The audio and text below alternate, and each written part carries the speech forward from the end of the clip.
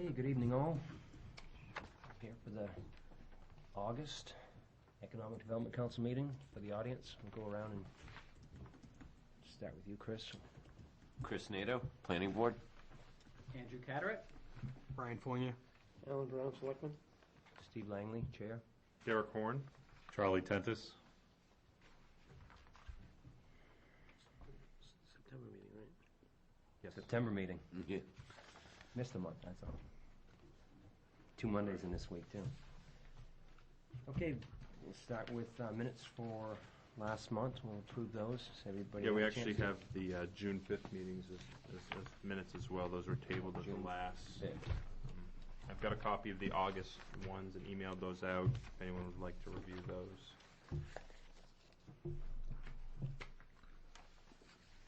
So, do we want to discuss or make a motion to approve minutes from June? Is that what you want to do? Do both, yeah. We're doing both together? Yeah, we can do both together unless somebody had changes they wanted. That's fine. I know I read both of them, but I can't remember. I think one of them I wasn't there, though. I'm not positive. You were there in August. No, it was before that. It was June 5th. June, you were here, right? No, I don't think. Yeah, I don't think you were there at the June one. No. Do we have a motion to approve? I'll have to do them June and separately, because August? Oh, okay. I guess that's Start what I was with trying to June. say. I knew there was one of I'll them. make a motion to approve the June 5th, 2013 minutes. Any discussion? Have a second? I'll second. All in favor? Aye. Abstaining. One abstention. Do we have a motion for approval of August minutes? I'll make a motion to approve the minutes for August 7th. I'll second it. Any discussion? All in favor? Aye.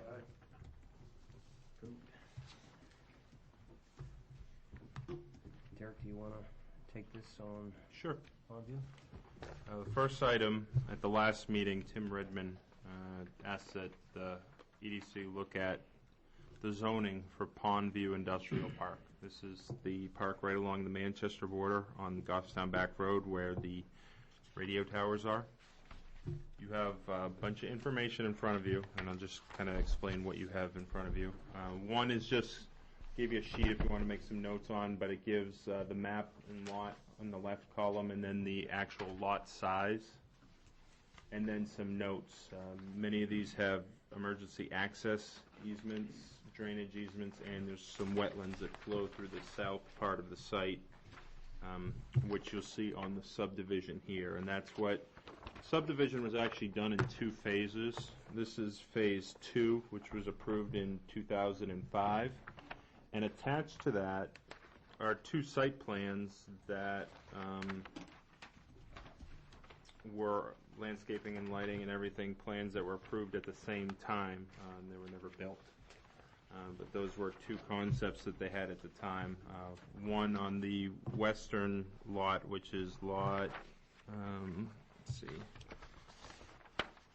613, was almost a 23,000 square foot building that had a mix of office, industrial, and warehouse.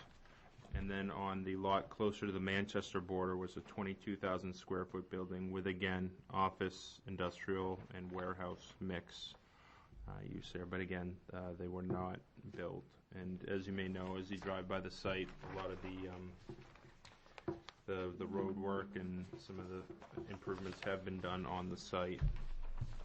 And then what you do have is you just have the current zoning map that also depicts approximately where the wetlands are that flow through there. The second one is just to show you the contours and some of the limitations on some of those. And then the final one is an oblique, kind of looking at what's there today. This is a picture from November 2012, just to kind of show you the current state of the 6 properties. And 2 of those lots, let's see, 6 1-1 1 and 6-1-5 are these two middle lots. Those are not owned by Tower Growth. Those are owned by the operators of the radio towers. But they are all zoned industrial. Are the two site plans expired? Yes. They weren't kept up? Yep, they were not kept up. And then the final item you have is just, I pulled out the applicable zoning ordinance.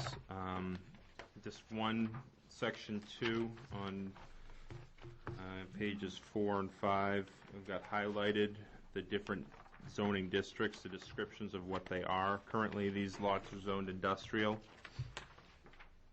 And then as you get into page 10, you get the table of principal uses. And in the right columns, you have a column for the commercial district, one for commercial industrial flex zone, and one for industrial. And those are broken out by the different uses, so you kind of get an idea of what's allowed there now under the rightmost column for under I for industrial, and then what a change in zoning would be, whether it go to the commercial or the commercial industrial flex.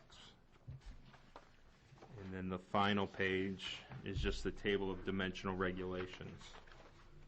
And the only thing that I would note there that's a real difference is in the rightmost columns you have maximum building coverages. Right now, because they're industrial lots, they can have a max building coverage of 50% of the lot. If the zoning were to change to the commercial industrial flex or the commercial, that would drop down to 40%. The maximum building size in all three districts can be waived by conditional use permit through the planning board. So the planning board really can determine the size of the building, but they can't exceed that maximum building coverage without a variance from the zoning board.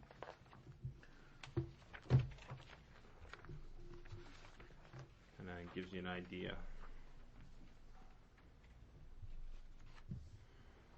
So can I just ask some Sure. questions? So currently, on this map, for example, all these, I don't know what you call them, gray, the darker gray, are the parcels we're talking about, not the one in the middle. That one is included in the industrial park when we submitted an application for economic revitalization zone designation with the state. I think they probably should be considered as part of this change at the same time. So we're looking at this whole, The whole thing. I just left those out because right now those are under different ownership, and they have the radio towers, which until those radio towers are removed limits the development on there. and then right now they're all industrial? They're all zoned industrial, yes. The only difference is this lot here with some of the radio towers, a portion of it is actually, this green actually is a little bit in the agricultural. Just kind of, they didn't move that zoning line when they did the subdivision.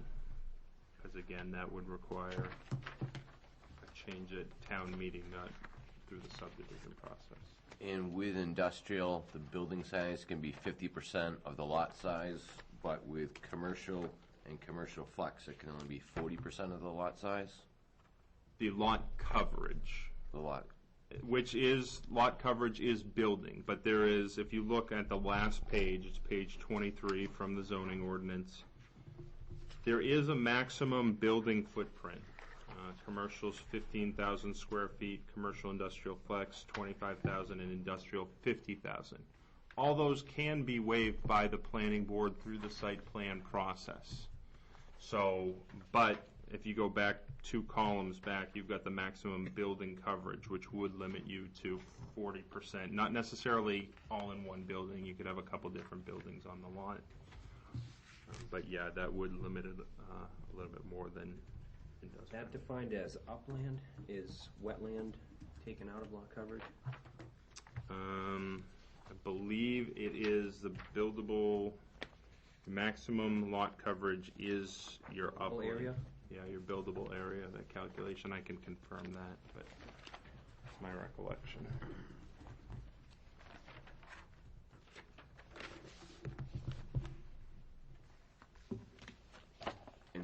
speaking on the wetland part, so for the lot that has the giant wetland in it, are there wetland permits? I mean, is it already approved by the EPA to have a road go through there, build on there, basically to fill in the wetland? I don't know if they have a permit to cross that wetland. I don't believe they do, but I don't know. I can't tell you for certain. I can look that up as well. Because without that, that lot's basically useless, right? I mean, you have to cross through that wetland. I mean, your structure would have to be on it. This way. Or they have an access easement through one of the other lots. Well, that's true. You could have a dredge and fill there anyway. I would assume you're gonna dredge Yeah, and fill. okay. That doesn't Yeah, I look like didn't it's think a of that. wet, you know, it's a wetland, designated wetland, but which one is it, you know? It is not a prime wetland. Right, so I mean, you're most likely would end up you'd be able to get a crossing in there. Give you a dredge and fill. Yeah, I've been out there. It's not like an open water Not pond or not holding anything. water, no.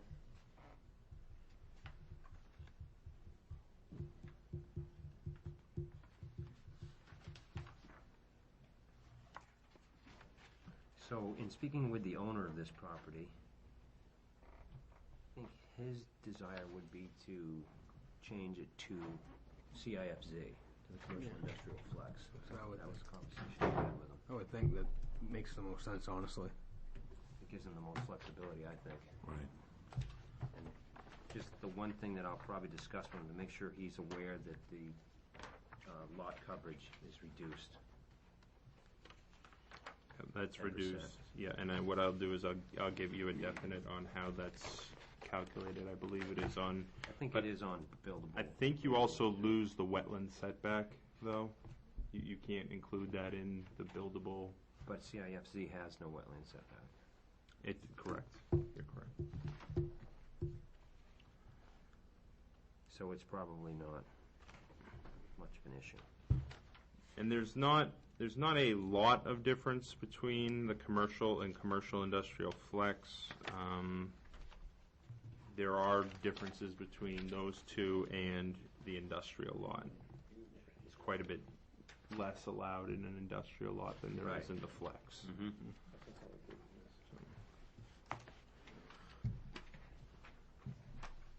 For the flex, it says mixed residential / non-residential uses are allowed. So does that mean someone could put in a place that has, I don't know, a hair salon on the bottom and an apartment on top? They could submit an application and only go to the planning board, not require they would not require a variance, but they would require a conditional use permit. So it's a little bit more stringent than a permitted use. There is a higher threshold because it is a conditional use permit through the planning board, but yes, they would be able to submit that request. Okay. But that's also allowed in the commercial district as well. Right. But it would not be allowed in the industrial. It would not be allowed in Left the industrial. industrial, correct. Can I ask Steve, so the CIFZ, you think has more opportunity than the commercial? I mean, think I so, don't know. because it still has the industrial component to it. Just to look at it, it doesn't look like it's, the industrial's very limited. It is. Right. I don't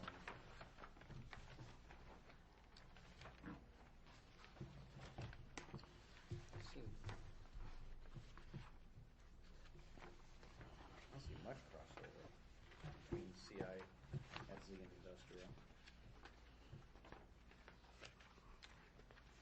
But there's setback benefits. Well, I think, you're comparing industrial to? Industrial to CIFZ, right? And that's what you're recommending, or Yeah. you're suggesting that has more benefit to that landowner. And I would say that But what we're talking about is Because of going the to fact that commercial you versus. could Going to commercial or Right, flex, commercial, one or the other. Have one or the other, right? Right. Right. And I'm just I'm just curious, for my own knowledge, if CIFZ is better than commercial.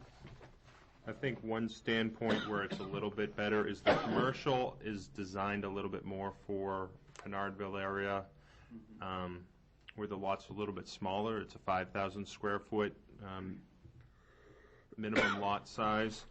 and your maximum building is 15,000 square feet. Again, that's waivable by the planning board, but it's a higher threshold. In the flex, it's 25,000 square feet for the building. So, your building is, 2/3 bigger. It's almost, so that's allowable there. And more acreage, too. It's more acreage for the lots, which, again, this would already meet because all the lots exceed that 1 acre, that lot size, so. Can I ask, I spoke to someone who lives out that way, and they're concerned about, they were all for, seeing that develop, but they're concerned about traffic and whether a light would be, needed to be put in. So how does that impact traffic or, changing this? I think that's on a case-by-case basis, right? I mean, Yeah, and the planning- Study that would be done or something, and they would say, okay, you need a light, you don't need a light. Right. type thing. Yep, that's something that the planning board looks at. They look at, they would look at road profiles to see, because I know at some point in the road, there is a crown where, you don't quite have as much sight distance. That's but what that person's concern was. Yeah, and that might not be where that, when they did this, the initial and they put in the road, they most likely took that into account. But that would happen during the site plan process with the planning board, to look at those, see what was appropriate. So in our recommendation, we can't put a little side note to, make sure that they consider that. I think that's, That'll be kind of goes without saying. Yeah. That'll be handled by the planning board. It's actually in the development regs that they look at those those items, but I think it's probably a question that would get raised if, if it's on the ballot, people would, definitely raise it, but in terms of traffic, some of the retail uses you would think if retail uses went there, would have more traffic than industrial, but is it considerably more enough, where it's going to require light? I don't. I can't imagine it. I've been past countless industrial parks that have way more, that are full, that have a lot more business in there than what this could hold, and there's no lights going into it. Yeah, I don't think we really have to concern ourselves with that either, because it's based on use. As the park fills up, or as a tenant that, has a potential traffic impact, it will be dealt with by planning.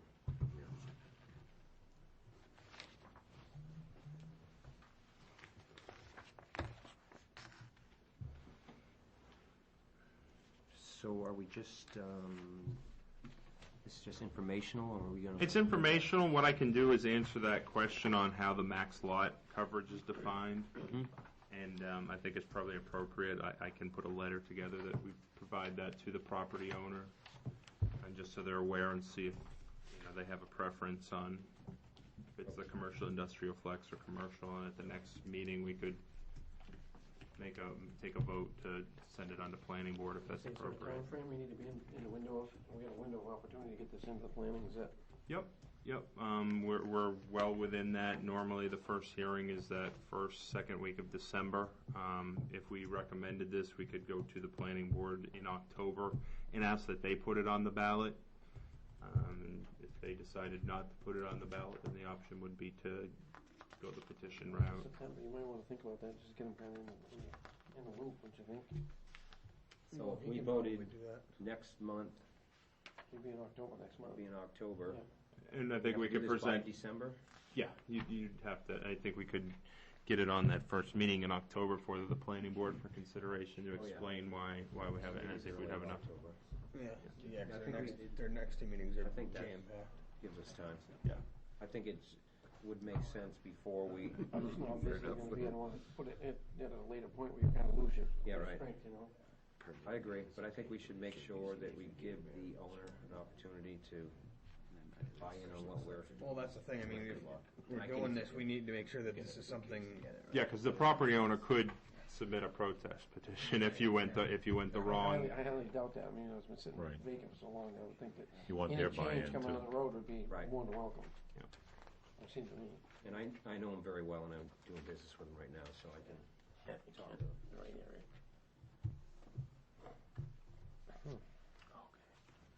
Good, makes a lot of sense. Is there any other discussion, or done with this and we want to move on? Does anyone have any questions, or if you think of any questions that may come up? I feel that industrial flex makes the most sense, in my opinion. Yeah, I think it's a good thing. That was I agree. already my thoughts.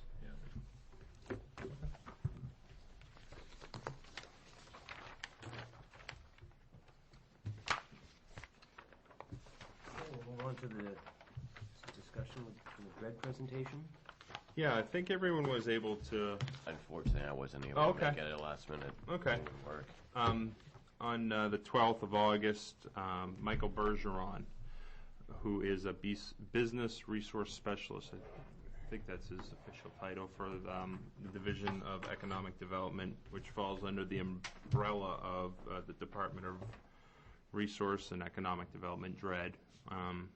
He came before the Board of Selectmen. He gave us a little bit of talk on the general state of the economy and some of his thoughts on that. And then he kind of broke it off into kind of a business recruitment, what the state's focus is, basically saying currently they're looking to recruit the biotech, medical companies, advanced manufacturing, and financial services or insurance companies.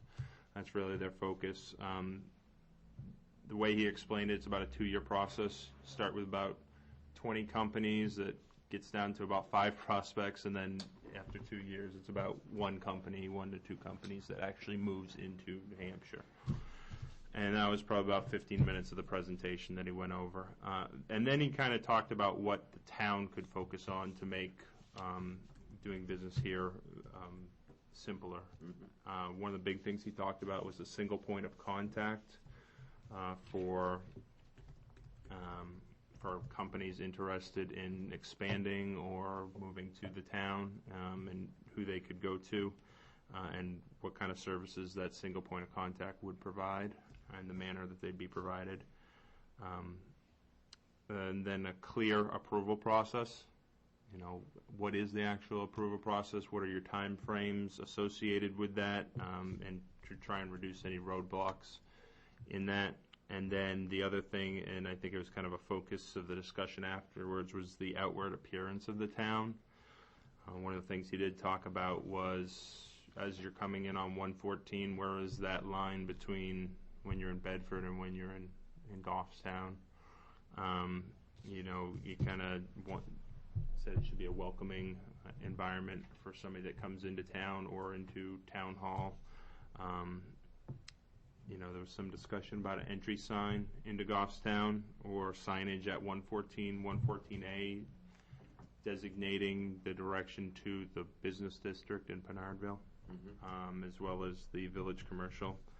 He had some ideas on the improvements that could be made to the website, and he gave some good examples of other websites of similar size municipalities around the country.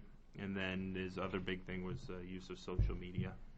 Town really can't ignore that for too much longer, because it is here to stay. I think the single point of contact is kind of a question for the Board of Selectmen to tackle, because they're really in charge of the day-to-day operations and how things are structured. And I think we as staff can come up, and I can work with Sue on some ideas to bring to the Board of Selectmen on that. The clarity of the approval process, I think we could look at the approval process, but that's really, you know, the planning board. And then through your zoning ordinance, how much your zoning board is involved, because as you've seen, anytime the zoning board is involved, whether it's a special exception or if you need a variance, that creates uncertainty in somebody who's trying to do some development, and that uncertainty might be the thing that gets them to go somewhere else. And then the other one would just be the outward appearance and information about the town, whether it be the welcome sign, denoting that, whether it be improving the website with area maps. You know, we talked about bullet items rather than links, and to have that kind of information. We did a revamp of the website 3 or 4 years ago. I think it was 3 years ago now, through a funds from the Goffstown Industrial Corp. And CTAP, which was state money that resulted of the widening of 93 and the impact on communities by that widening of 93. So the website was redone at that point, but based on some of the things he talks about, there's definitely some improvements that can be made. And I guess I'd just like to get some feedback and see if there's something that the EDC wants to focus on, or... How do we go about doing some of the things on that website? Do we have any control over that, or what do we have to, you know? Yeah, I mean, it's something that I maintain. I mean, my biggest thing was where it said EDC, and the fact that if maybe they hit on that, if we could show the commercial land that's available. I mean, if like we've Yep. talked about that, but like to me that's like so huge because somebody has to know what properties are available. If they can click on, you know, all these MSLs and all this other stuff, but to actually go what's in Goffstown and click on that and find that stuff, to me that is huge. Make it easy, they're gonna Haven't you look. been working on that, Derek? Isn't that something? We've that's- talked about it. I know It's that. something I've got, and I've got the framework built for it, and just need to now get in touch with property owners, see if they're interested in linking to their... Well, and the other thing I guess my thought was, I don't know if this is, I'm taking a shot in the dark, but is there a way we can link up with, like, MSL, MLS, yeah. MLS, excuse me, like the brokers or something where they'd use us almost at the same time as an advertising point? I think you would do that by links, right? Wouldn't you? Yeah, I would just, and the way I have it set up would be to link to the current MLS listing, but before they go there is give just, even if it's just a couple points of current zoning, and here's maybe a few important information. These are some of your allowable uses. This is, okay, there is a site plan approved on this site. They'll, you know, just some real... Do it for each property. Each property, and then link to the MLS where That's a good idea. Exactly. So you give them a thumbnail sketch, and then it links to it. Yeah. Yeah, Makes sense. I think that's a good idea. And what about the Ready, Set, Go? Where is that? It sounds like what he's saying is really important there is exactly what the Ready, Set, Go is about, is having your zoning laid out, a nice, easy roadmap for zoning, and to ensure that there are no variables, no changes that are going to happen. Yep, and we'll be pitching that to the planning board later this month of, Cool. to them to get. That's on the agenda for... It's not on the agenda certainly, but I am trying to get it on for the 26th to go before them. And I think Tim said he would Yep. go before the board and pitch that. Yep. A lot of land, you know, we've got a lot of land on 114 between the lights, the 114A light and coming towards Goffstown. It's usable land. They've got sewer there, big sewer line, big water line now. There's no gas there yet, right? We just talked about getting gas come this way. That's, Need a user yeah. to persuade gas to move further Well, along, right? Well, you've got Yes and no, I the mean- county. The county was the Right. user that brought it. They did bring it that far, That right? far, I mean, there's a lot of land there, and I think that, you know, and everybody concerns themselves with that ledge, but nobody worries about ledge anymore. They just No. blast out, make a flat spot, and let's build a building. It's just not, there's no That's such what's thing left. as, there's no such thing as unusable land anymore, really. I think that if we could focus on that piece coming down towards the old animal rescue league in that area, and there's a lot of land that's usable. Huge piece of land in there. It's, you know, potential. But Doesn't seem like we have a very motivated Well, I think that's, owner at that piece across from the old animal 40 rescue. acres, right? I mean, they keep a sign out there, but well, they, they have their fingers in too many other things. That's the problem. well, there's plenty of people that, Yeah. you know, just stick the sign out there and wait and Yeah. have patience. I think what he was saying at that meeting too was the fact that you need places that, like you showed some of the signs, an old decrepit sign in front of a wooded lot. Well, you need to either show you have to have people that have done all the legwork, approved site plan. That's what people want. They want to be able to go, oh, that's like something But like you have what to you be have. careful doing that, though, because you approve a site plan for something you don't have a user for, you right. spend a lot of money, somebody Gotta else get a comes user along, going. wants something different, and you've wasted your money. But like yourself, that is, Yeah, we have a concept, we have I guess that happened for a reason, but then didn't materialize. materialize. That's right. But, you know, we try to keep it looking yeah. appealing. I guess that's all I'm saying. And I agree with that, It's but just not every I know. landowner wants to is put that out. willing to do that, or even willing to, you know, keep it you gotta roll the dice out there, and it's Looking, tough, you know? right. Some don't wanna do it, it's a lot of money to lay out. And and I think you hit on a point there, you have to streamline your permitting and streamline your zoning business, and, you know, because a lot of that's why a lot of people don't come, they look at it and say, I don't wanna go there because it just takes forever to get through all the process, and it's 2 years out, and it's a lot of money to lay out, and at the end, essentially you could say no, and you go, thanks a lot, you know, for nothing, so it's tough. Yeah, and Well, I, that's We're what we need to- overregulated, I mean, Yeah, absolutely. it's I not mean, just the You just have to town, look at the paperwork we got Right. around us, it's ridiculous, I but mean, it could be so people much simpler. have to deal with that, whether Yeah. we like it or not. No, I know you have to deal with it, but it can be simplified, there's no I mean, perfect. hey, I'm not a proponent for more regulation, Oh, believe me. absolutely, I'm, throw the paperwork out, let's shake hands and let's get to work, is what I'm all about, you know. But if Not you that can easy, try to though. create some efficiencies within that context, then That's right, all the you better. get it I agree. more efficient, get And I it, think that goes you know, back condense it down to where to we a just. single point of contact needs to be Yeah. the right person. Right. So they have the knowledge to help someone through the process when they discuss That it. person also has to be able to have that, be able to pull the trigger and say, hey, look, I know this will all happen for you, and not tell them something that's not gonna really happen. Right. You know, don't give them, you know, a bill of goods over here that's not really gonna work. They have to know that, hey, look, what you wanna do is forget it, you know, just tell them point blank, look, it's not gonna work, be honest. Mm-hmm. You know, if it's something that's real, hey, yeah, this could work for you. I think that. Right, and you have to have that attitude, like I think Michael Bergeron said, that you have to, when people come to town, you gotta have that can-do attitude. Let's that, go. you You know, know, if we do this or we'd be not. glad to have you here. Goffstown swagger. Yeah. Oh, yeah, Right. it's, yeah, can do work, you know, let's do it, let's work it. And I think that's kind of what you guys have been, my understanding for the last year or so is trying to streamline the best you can and have the department kind of go through as many of the things in the plans before you even get to the planning board. process. we've tried to streamline it Much to as you get more can. of a TRC, whether they have an application before the planning board or they're considering.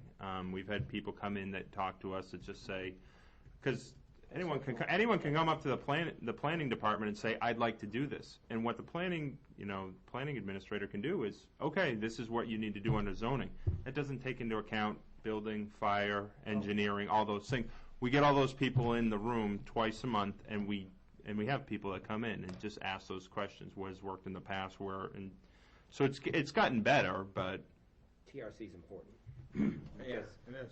People become aware, and boards become aware of what you want to do, and they can all sit in the room and say, well, you're going to have issues with traffic, or you're going to have issues with water, or you're going to have issues with, Drainage or whatever. drainage or whatever, and well, I think it's going in the right direction with that.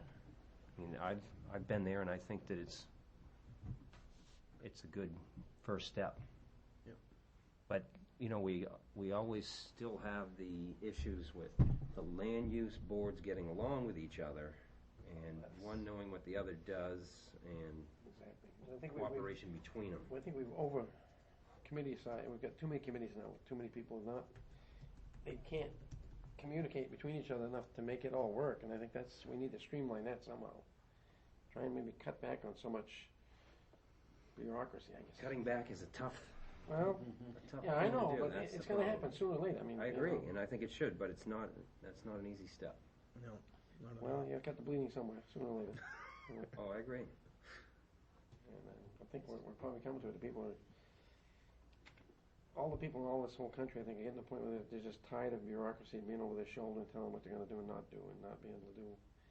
Be reasonable, I understand there's gotta be rules and regulations, but, it comes a point in time, you have to say, okay, look, the regulations gotta go, and let's do some work and do some business, and that's why we're crippled right now, the whole country as we are, and the towns as we are, because you can't get any tax base in to do anything.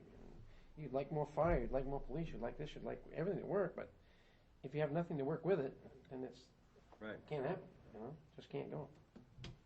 But that all stems from that bottom line, you need to get it so it works. Mr. Chairman? Yes. Can I ask about the signage? Like, is there anything we can do there? I know that some people asked about just a simple sign saying business district to the right. yeah, We're working on that. it's an application process through the DOT. I think I brought it up a couple years ago. I think, Steve, you may have been the only one on EDC at the time, because we were talking to Ryan Belanger, and Ryan was interested in, Oh, that's right. kind of building that bridge between Pinardville and the village at, Who's working on it? Well, now, no, I guess, I thought John Heichel was all about it that night, and He that was. they were communicating and they're sharing numbers like they were going to make something I happen. think- so that was my understanding. Let's talk about us. I think we should start with a sign into the town before we start with directional signs. I mean, I think you should start at the Bedford line. I think that would be the most important, but it seems to me that the DOT's restrictions on, within their right-of-way makes it difficult. Am I right? in that? Yeah, that's a limited access highway that you're gonna be very limited what you can do And actually it's in. really not much opportunity to get on private property there. If you look at that spot. No, it's where an it would- odd It, spot. it's wide and it's Slope. slopes Right down, there, everything's right there. and it doesn't look like it. It'd be great if we could get within the right of way. I don't think it's going to happen if you can't get in the DOT right of way. So who would start that? Is that our? And I think that's a conversation you need to have with Walter. Yeah, I've got the two contacts You got at DOT. I mean, it's can worth a ask them. discussion. Yep. Or at least a call to them and ask them, is there any possibility of putting up a welcome sign into the town within your right of way? I mean, that's, and didn't Michael Bergeron or Gary Chabot say that they would try to help facilitate that? Yep. Yeah, and they've gone the first step, giving me the contact information. I can ask that question and see what help Gary could provide. Because it seems from my recollection of that, they're not too giving of these signs in the right of way. They don't seem to. Whose funding would that come out of if they? Well, I that's think, the- I think if You we would want could, something nice. if we could get the approval to do it, I think we could get people to Oh, donate yeah, you get a sign. to do it. I think we could get a sign. And with that, I'd be willing to, I to think help that with the that. I approval think is gonna be the hardest part, I you're do gonna too. see, signs up, I mean, piece of cake. right. I That's- think if we could get the approval, we're 95% there. Yeah.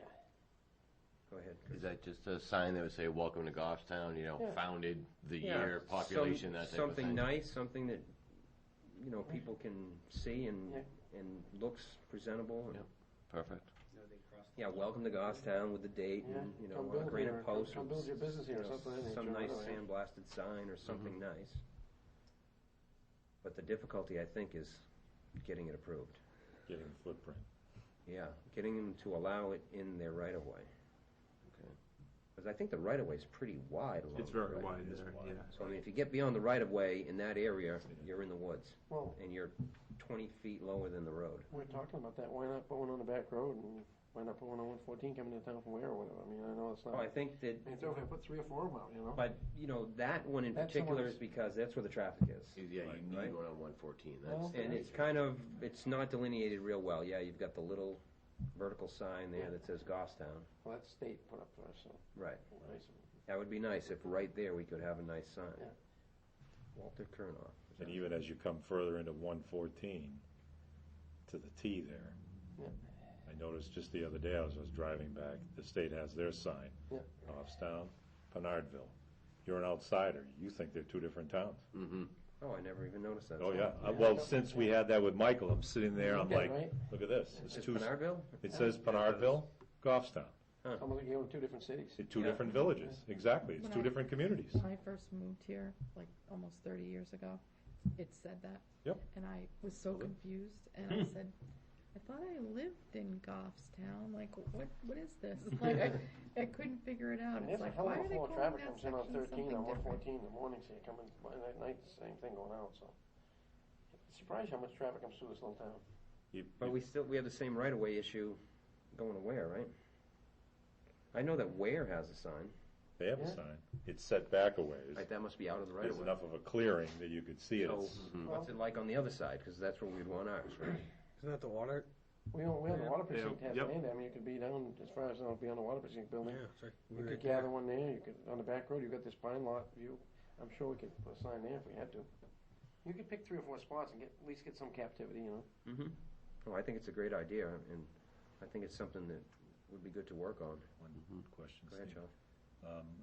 I think as we look at these, and maybe one option, not to make it a big sign, but like you said, sandblasted, looking nice and inviting. I know he showed some examples from Jaffrey Mm-hmm. and some other communities.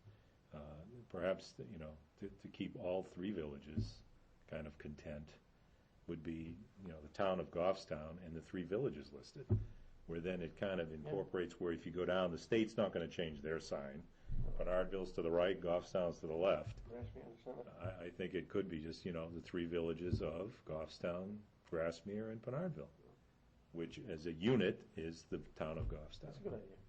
Because then you kind of get that flavor, so Pinardville is a part of this whole town. Give them unity. Exactly. Yeah. And I mean, that's what we want, community and unity. So that might be an option if it's going to be developed to do that. Maybe look at that as listing all three villages as well as the town itself at the top. Yeah, I think that's great. I think, but the big issue is, Can you get the can we get Can we get it to can do we get it? them to Exactly. allow it? Exactly. And, everybody wants to be a little more business friendly right now, so if there's an opportunity, maybe it's now. Mm-hmm. So, I'd like to talk more about the single point of access, who that might be and why. Would it be you? Would it be Brian Rose? Right now, it's not certain who it is. So if someone calls and says, I'm interested in considering moving a business to town, they don't know who to hand the phone to? Depending on who they get, I mean, if they call the planning department, okay, yep, let me put you through to the planning zoning. If it calls administration, it might be come over to me. Yeah, there definitely is that. I'm not located in the land use office. Mm-hmm. So yeah, there definitely is that confusion sometimes. Definitely. So how do we get past that? I think it would be, again, it'd be almost a policy decision for the Board of Selectmen to discuss that.